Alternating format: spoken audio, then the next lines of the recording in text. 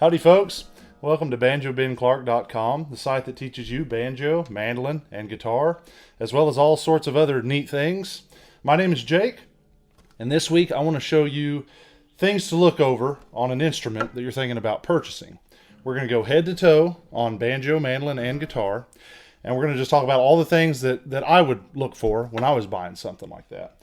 Now, you can put a lot of trust in your music store that you're at or wherever. If there are, places like us out there who have people that are honest and know their instruments and will tell you everything about it. They'll point out any faults if they're there and do a good job on the setup and things like that. But you can't always have that confidence everywhere you go. If you go to a pawn shop or one of the bigger box music stores that hire just a lot of kids off the streets who play guitar that don't really know much about that kind of stuff.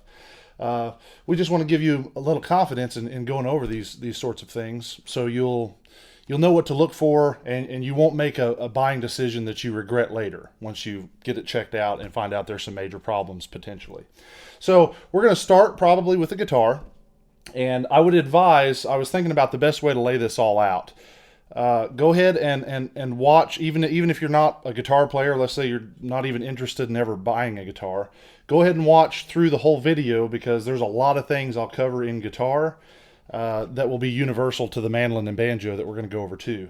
So rather than repeat a lot of the same things on every instrument section that we're going to do in the video, go ahead and watch from beginning to end, and I'll go over all the universal things and then all the things that are instrument specific as we go along. So thanks folks, stay tuned. Okay folks, first one up we're going to take a look at is the guitar, my personal instrument of choice. And we're just going to go through everything from the headstock to the end pin. Everything that I would check out whenever I pick a guitar up off the shelf to see if it's something I'm interested in buying. Obviously, first thing that I usually do if one catches my eye, or my ear rather, is I pick it up and play it.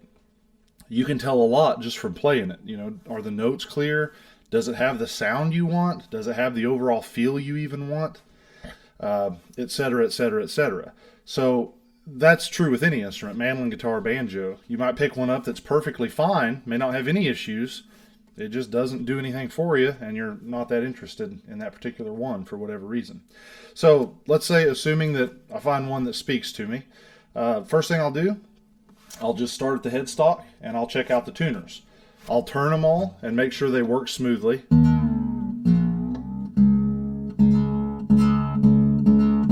And I'll continue to play it for a few minutes after I check all the tuners out and get it settled back into tune. Make sure that it's not slipping out of tune or anything like that. And then I'll look at the back of the headstock. I'll inspect the tuners, see if they look like they're original or if there have been, other tuners in the headstock where the holes are exposed and things like that. I'll do the same thing on the front side of the tuners, check the nuts and washers. You're just looking overall at appearance, if it looks like it's been tampered with or gouged during any kind of tuner changes or anything like that. Issues like that are mostly just cosmetic anyway, but it can affect the value depending on what you're looking at. So it's something worth looking at. Next thing I will do is check at the nut, see if the nut's good and flush and seated as it should be, and make sure it's the proper height. Now this is one area that's kind of tricky, and this will apply to all three instruments, is that if the nut's too tall, that's a subjective issue that can be adjusted. That's not anything permanent. So the nut can be entirely replaced if necessary. I'm more looking to see if it's been gouged out or damaged during any kind of work in the past. And the older the instrument, the more probability that it will have at some point had some work like that done.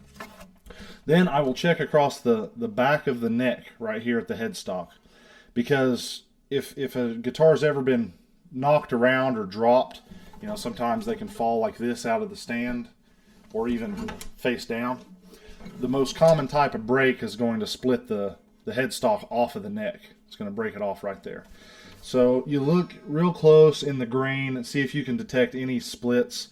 Now sometimes they can be repaired so well that it's really hard to tell, if even possible to tell. I've seen some of them where even the trained eye has a heck of a time picking out that it's ever been broken.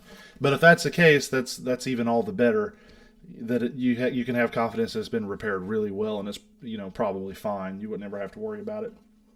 But I check for things like that because that kind of stuff does matter. Then we'll look at the fingerboard and the frets. Now, the fingerboard itself, on especially older instruments that's been played a lot, you can get some pitting or divoting, they call it, which is where the wood looks like it's been gouged out. And that's just from people overplaying throughout the years on it, putting too much pressure, I should say, down on the strings, and maybe even having longer fingernails than they should. So there's your mini lesson within the lesson. Don't push the string harder than you need to for it to contact the fret, and keep your fingernails short. So you can prevent things like that. Now, that being said, the wear in the fretboard isn't really a big deal. I've played lots of guitars where it's not a big deal, because once the string contacts the fret, it doesn't matter what the wood looks like in the area where your finger's touching the fretboard. That's more just a feel thing. And if you've developed habits over the years where you really have to push hard to make these chords, then if there are hollow spaces in the wood right there, you're liable to stretch the string a lot further out of tune. So that's kind of a subjective issue. You'll have to make your own determination on if that's something you can live with or not. Those holes, those divots can be repaired. They can be filled and polished back out and things like that. So that's not a huge deal. But the next thing I will look at is the frets themselves. Are they nice and rounded still?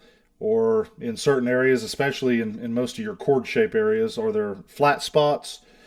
If that's the case, that's even okay. I don't mind shiny spots or flat spots where you see somewhere. That's typical. I mean, if you play guitar a lot, within a month or two, you'll see somewhere.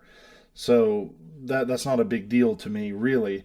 Where it becomes an issue is if you really get to looking at it, if the frets look like they've been ground flatter and flatter and flatter, and there's not a whole lot of fret left, or even to the point where if the frets have been worn due to the string contacting it, and there's divots in the frets, they'll look like little valleys in the frets. If you're looking across the fret, it'd be like little valleys in it. And how low they go is kind of a big part of that. And I say all that with the clarification that just a little fret wear doesn't hurt anything.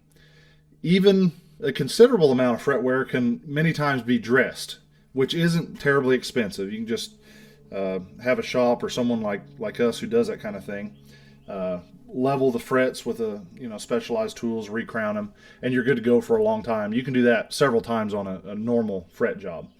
But if they've already had that done too many times, or if the gouge is so deep, you'll probably need a whole refret, and that can be expensive. That can run you, depending on how far up you got to go, a couple $100.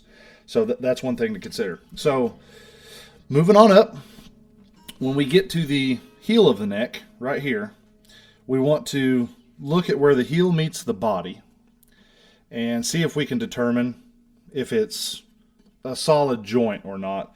If there's ever been any damage, or let's say the neck joints come loose in the neck block, you can see a gap in through there. And you really don't want to see that. That's indicative of deeper issues most of the time.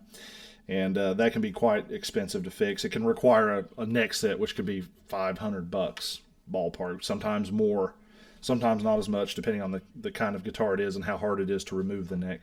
So that's the next thing I look at, is just right here on this joint on both sides, if it looks like it's a good solid joint. Then I will actually sight down the neck like this. And I'm looking for two things here. I'm looking for the amount of bow in the neck. In other words, I can handle a little. If there's a little too much bow this way, not a big deal. If there's a little too much this way, not a big deal, especially if it has a working adjustable truss rod. Also something to ask about or to check on. So I'll look for those two things. But I'm also looking at overall where the neck points. So if you pick up a guitar, you really love the sound of it, but let's say it plays really hard, and you're trying to determine why. and you look at the nut, and the nut's cut real low, that doesn't seem to be the problem. And you look at the saddle, and the saddle's cut real low, that doesn't seem to be the problem either. Then we sight down the neck, and if it's got a monstrous